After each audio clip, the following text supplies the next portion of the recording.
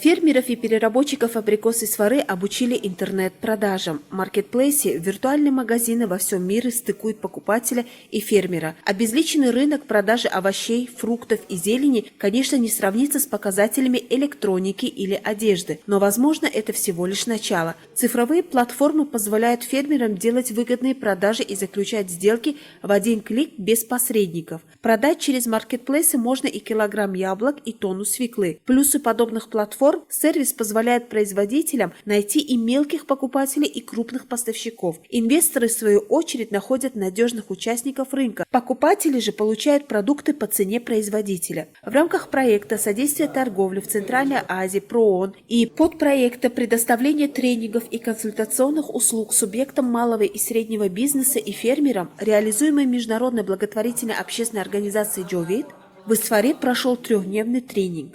Программа тренинга охватывает основные темы для формирования у участников правильного восприятия электронной коммерции и его влияния на жизнедеятельность людей, развитие экономики, в частности маркетинга и продвижения продукции в онлайн-среде. Помимо теоретических знаний, участники тренинга получили практические навыки по работе с онлайн-торговыми площадками как на собственных ресурсах, так и на других маркетплейсах.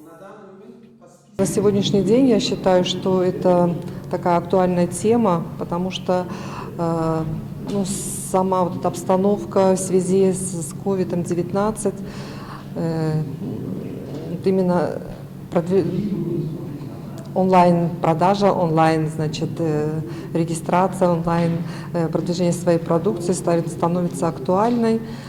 И мы думаем, что мы непосредственно будем регистрироваться и будем продвигать свою продукцию именно в онлайн. Наша компания, она занимается в основном изготовлением консервной продукции. Да.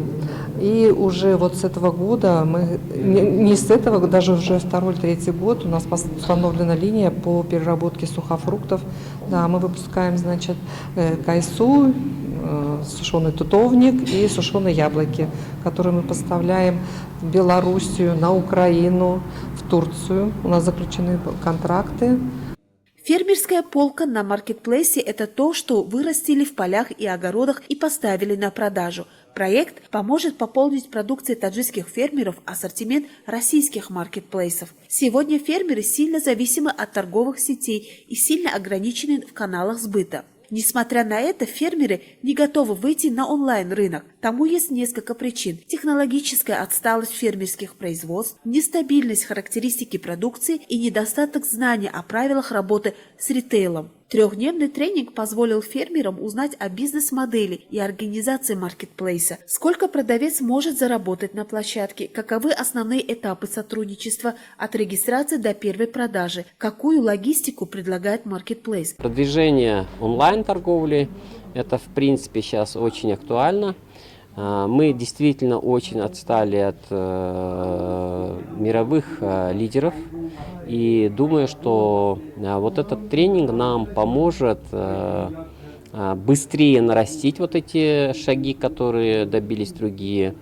Продукция есть, продукция очень хорошая, она полезная, но люди не знают, поэтому лучше продвигать ее.